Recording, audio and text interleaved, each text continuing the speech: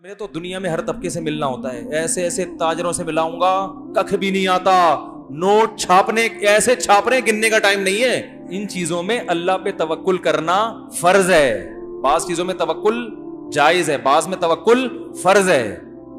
سمجھتے ہو گے نہیں سمجھتے؟ کیونکہ کھلانے والا کون ہے؟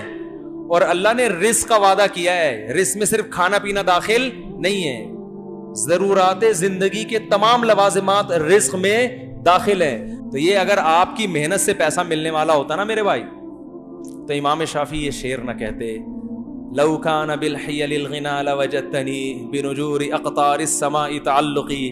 کہتے ہیں بھائی پیسہ تقدیر سے ملتا ہے، کوشش سے نہیں ملتا۔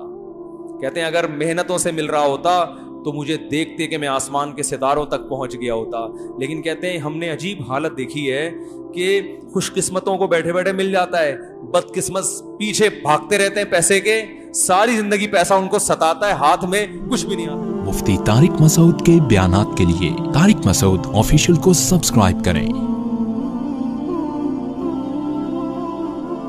طارق مسعود آفیشیل۔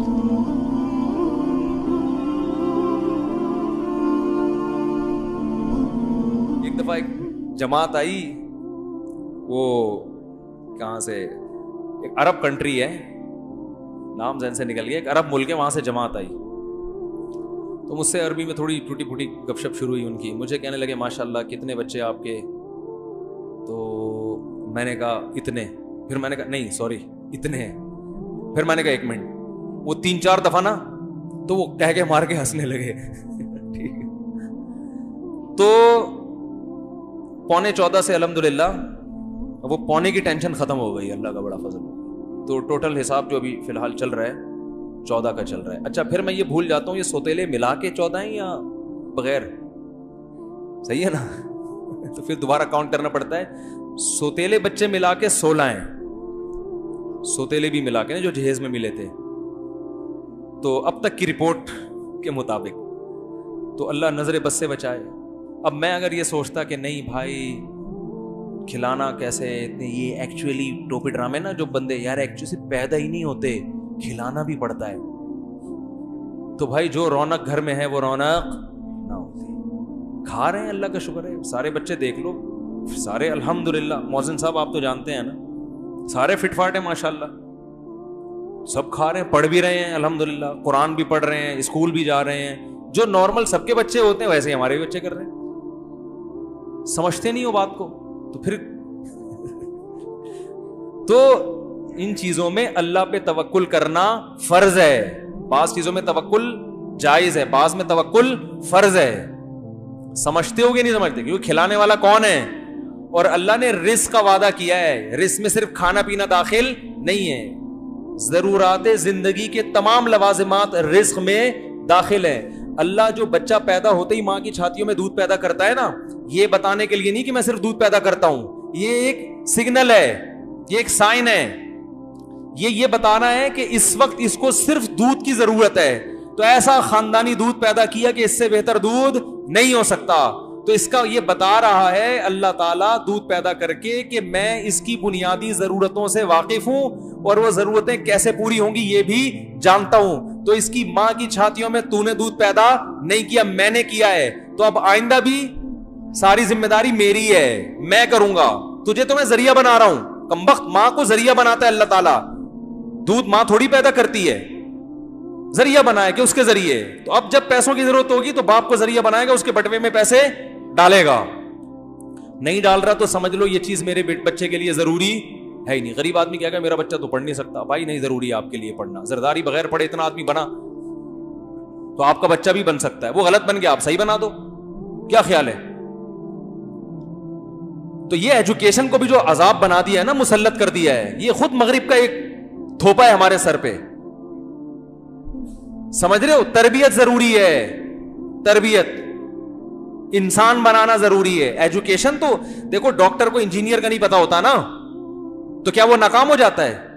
بھائی اسے جو اس کی ضرورت تھی وہ اس کو آتا ہے۔ تو اللہ آپ کو کہ بچے کو جو نالج دے گا نا، جو زندگی گزارنے کے لیے ضروری ہے، وہ نالج گاڈ گفٹڈ ہوگی، وہ اس کو مل جائے گی۔ ہمارے نبی کے پاس نالج تھی، کہیں بھی نہیں پڑھے، اللہ نے وحی کے ذریعے آپ کو نالج دی ہے، سمجھنے کے نہیں سمجھ رہے, سب سے بڑا عالم بنا دیا.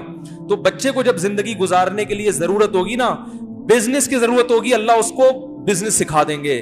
ہر چیز یونیورسٹی. دیکھو یہ جو میں نے کہا نا بچے کو تعلیم ضروری نہیں ہے, تعلیم کا مطلب جو جس کو عرف میں تعلیم کہا جاتا ہے, تعلیم تو ضروری ہے, لیکن جس کو آپ تعلیم کہتے ہو وہ والی تعلیم ضروری نہیں ہے. وہ کسی کے لیے ہے, کسی کے لیے نہیں ہے. جس کے پاس پیسے ہیں وہ پڑھا دے, جس کے پاس نہیں ہے وہ نہ پڑھائے. جو ایجوکیشن بچے کے لیے ضروری ہے وہ اللہ اس کو سکھا دے. بزنس پڑھا جاتا ہے نا یونیورسٹیوں میں, ارے بہت سے لوگ اپنے بچے کو بزنس پڑھاتے ہیں نا. ابے آئی بی اے میں کیا ہو رہا ہے, بزنس پڑھایا جا رہا ہے نا. میں تو جانتا ہوں بہت سے جنہوں نے پہلی جماعت بھی نہیں پڑھی, بزنس وہ آئی بی اے والوں سے زیادہ اچھا کر رہے ہیں. تو ایجوکیشن میں ان کا علم ان سے زیادہ ہے کہ نہیں ہے؟ میں آپ کو ملا سکتا ہوں کباڑ والوں سے, ایسے ایسے تاج, میرے تو دنیا میں ہر طبقے سے ملنا ہوتا ہے, ایسے ایسے تاجروں سے ملاؤں گا ککھ بھی نہیں آتا. نوٹ چھاپنے ایسے چھاپ رہے گننے کا ٹائم نہیں ہے. اس کا مطلب ان کے پاس بزنس کی ایجوکیشن ہے مگر روایتی ایجوکیشن نہیں ہے, جس کو آپ ایجوکیشن کہتے ہو. ان کے پاس سچی مچی کی ایجوکیشن ہے, اس کو پتا ہے فلاں سے پیسے. دیکھو بزنس کی ایجوکیشن کا مطلب کیا ہوتا ہے, آپ کو بزنس کرنا آ جائے, یہی مطلب ہوتا ہے نا. تو اس کو تو کم بخت ویسے ہی آ گیا, تبھی تو پیسہ کمایا اس نے. اس کو اکاؤنٹ کھولنا بھی آ گیا, اس کو پتا ہے ٹیکس کیسے پے کیا جاتا ہے, یہ بھی آ گیا. صحیح ہے نا. اس کو پتا ہے وسیم بھائی سے پیسے کیسے نکلوانے ہیں, اس کو یہ پہنانا کیسے, یہ پلاٹ, یہ پروڈکٹ پہنانی کس کو کیسے ہے, یہ زیادہ اچھا. اور میں بھی تھوڑا بہت بزنس سیکھ چکا ہوں. میں نے کسی ایم بی اے والے سے اور آئی بی اے میں پڑھے ہوئے آدمی سے بزنس نہیں سیکھ. تاجروں کے ساتھ اٹھتا بیٹھتا ہوں تو میری عادت ہے, ڈاکٹر آئے گا تو اس کو نہ چھوڑتا ہوں, حکیم آئے گا تو اس کو نہ چھوڑتا ہوں, اس کی نالج لیتا ہوں اس سے. تاجر آئے گا نا تو اس کو بھی نہ چھوڑتا ہوں, تو نے اتنا پیسہ کمایا کیسے, کم بخت سالے معذرت کے ساتھ, کہ تجھے آتا واتا تو کچھ, شکل سے تو مکھنچو لگ رہا ہے. میں فلاں کو جانتا ہوں سالا بزنس پڑھ پڑھ کے آدھا ہو گیا, ایک گولے گنڈے کی دکان نہیں چلا سکا وہ, اور تم کچھ بھی نہیں آتا, کروڑ روپے میں کھیل رہے ہو, تمہارے 20 اکاؤنٹ. انگلش بھی سیکھ جاتے ہیں پھر, حالانکہ کسی یونیورسٹی, کیونکہ انگریز تاجروں سے اتنی ڈیلنگ ہوتی ہے کہ انگلش پڑھے ہوئے لڑکوں سے زیادہ اچھی بول رہے ہوتے ہیں. فر انگلش. میں نے کہا بھائی انگلش کہاں سے سیکھی؟ کہہ رہے ہیں یار ہماری ڈیلنگ یہ چھوٹے موٹے تاجروں سے نہیں ہے, UK سے ہمارے کنٹینر آتے ہیں, گوروں سے ہماری ڈیلنگ ہوتی ہے. تو ماں باپ نے تو بالکل بھی نہیں پڑھایا, مگر اللہ نے ایسا پڑھایا کہ مفتی طارق مسعود صاحب اس سے بزنس پڑھ رہے ہیں. صحیح ہے نا, کہ یار کیسے کم رہنے تو تم لوگ وہیں کے وہیں رہو گے. تو بھائی بچے پیدا کرو, توکل کس پہ کرو, اللہ نے جو پڑھانا ہوگا پڑھا دے گا. ہاں تربیت کی فکر کرو, تربیت کی فکر کرو. پیسے ہیں تو اچھے سے اچھے اسکولوں میں پڑھاؤ, نہیں ہے بولے بغیر پڑھے بن جائے گا کچھ, ٹھیک ہے نا, ٹینشن لینے کا نہیں ہے. ایک آدمی میرے پاس آیا, بچوں کی اسکول کی فیسیں نہیں ہے, زکات چاہیے. میں نے کہا بچوں کو نکال دو اسکول سے جب پیسے نہیں ہیں. کیا کہہ رہے ہو مفتی صاحب؟ میں نے کہا کیا کہہ رہا ہوں بھائی, نہیں ہے تو نکال دو. زکاتیں مانگنا, بھیک مانگنا یہ اچھا کام ہے. میں نے کہا کل تمہارے بچے پڑھ لکھ کے بھیک مانگے لوگوں سے, اس سے بہتر تھا کہ کیا جاہل ہوتے, رکشا چلاتے ہو. بھیک مانگنا نہ سکھاؤ. جب بچوں کو پتا چلے گا ابا بھیک مانگتا ہے تو خدا کی قسم وہ صدر بھی بن جائیں گے تو کشکول لے کے بھیک ہی مانگتے رہیں گے ساری زندگی. وہ شخص جو نبی صلی اللہ علیہ وسلم نے کیا فرمایا, جو صحیح حدیث ہے, جو گٹھری لکڑیوں کی گٹھری جو ہے نا اپنے کندھے پہ رکھے اور بوجھ اٹھا کے پہاڑ پہ چڑھے اور پہاڑ سے لکڑیاں پتھر کوٹ کے لائے یا لکڑیاں کوٹ کے لائے, اتنی ٹینشن, اور لکڑیوں کو بیچ کے روکھی سوکھی روٹی کھائے. آپ نے فرمایا یہ اس سے بہتر ہے کہ قیامت کے دن اس کے چہرے پہ بھیک کا نشان ہو. اللہ کے ہاں یہ زیادہ پڑھا لکھا ہے جو بورنگ کر رہا ہے, کھڈے کھود کھود کے پیسے کما رہا ہے, اور آپ اپنے بچوں کو اسکول پڑھانے کے لیے کیا کر رہے ہو, بھیک مانگ رہے ہو. تو خدا کی نظر میں تو تم گر گئے. تو یہ ٹماٹر والے کوئی قوم کے برے لوگ نہیں ہیں, رکشے والے نہیں. آ رہی بات؟ کوئی بات نہیں, آپ کا بچہ رکشا چلائے گا, کچھ نہیں ہوتا, ٹینشن لینے کا نہیں ہے. کوشش کرو بچہ چیف جسٹس بن جائے, موٹیویشن تو اسی کی ہونی چاہیے. پیسے ہیں پڑھاؤ, اور ہدف بناؤ اپنے بچے کو آرمی میں آفیسر بناؤ, کمیشن آفیسر بھیجوں گا تاکہ چیف آف آرمی اسٹاف بنے. ہدف یہ ہونا چاہیے. سوچنے پر پابندی ہے, اچھا سوچو, اور اللہ نے کہا ہے کہ طاقتور مومن کمزور سے اللہ کو زیادہ محبوب، تو طاقتور بنانے کی کوشش کرو. اپنے بچے کو فوج میں بھیجوں گا، کوشش کرو اپنے بچے کو بہترین سائنٹسٹ بناؤں گا. اللہ نے جتنے اسباب وسائل دیے اس حساب سے کوشش شروع کر دو. نہیں ہے صبر کر کے بیٹھ جاؤ. اے اللہ ہماری نیت بڑی ہے، جو تو بنائے گا ہم اس پہ کیا ہیں. جیسے کوشش ہوتی ہے صحت اچھی ہو، لیکن ہر ایک کی اچھی ہو جاتی ہے، بیمار ہو جاتے ہیں. صبر کرو. یہ تو نہیں کہ میں تو ناکام ہو گیا، میں نے تو جم خانہ بھی کھولا ہوا تھا، میں تو صبح شام وٹامن اے اور بی کے کیپسول بھی کھا رہا تھا اور یہ بھی کر رہا تھا، اور کینسر سے بچنے کے ساتھ مجھے کینسر کیوں ہو گیا، اب ٹینشن لے رہا ہے.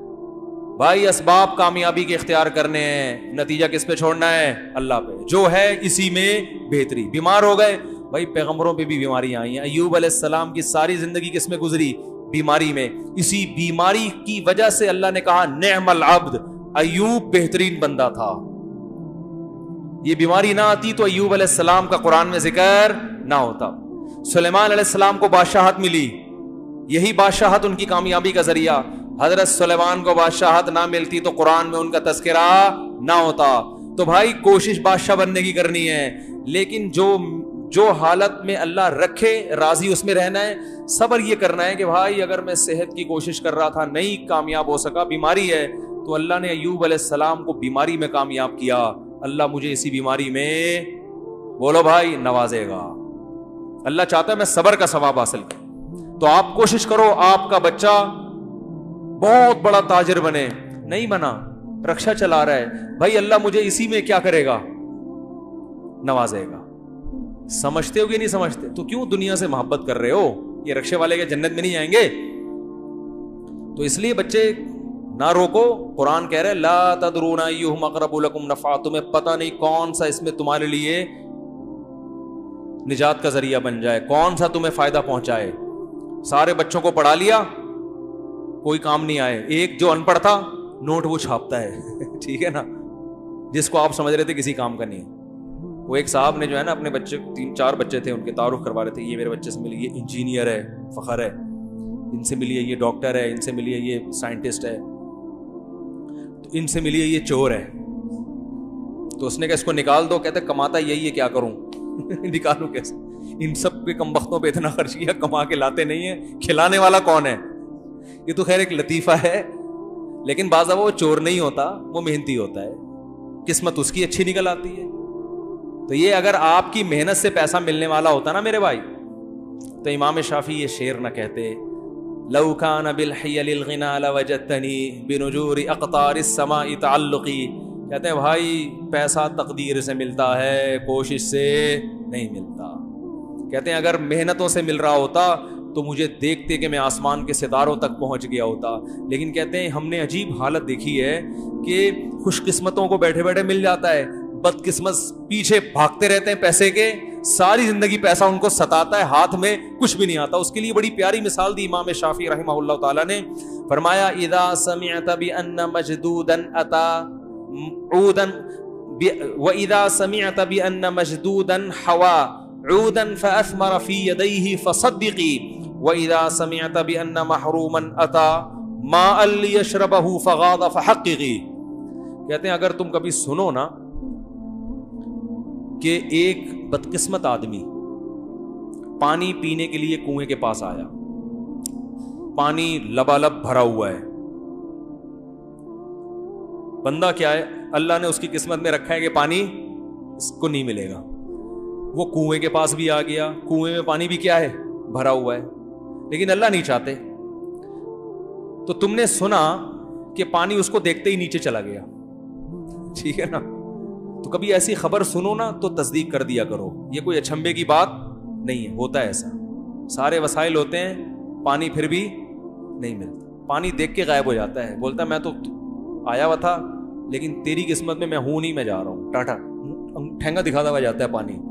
تو کہہ رہے ہیں یہ ایسی خبروں پہ یقین کر لیا کرو، یہ کوئی اچھمبے کی بات نہیں ہے، بدقسمتوں کے ساتھ ایسا ہوتا ہے.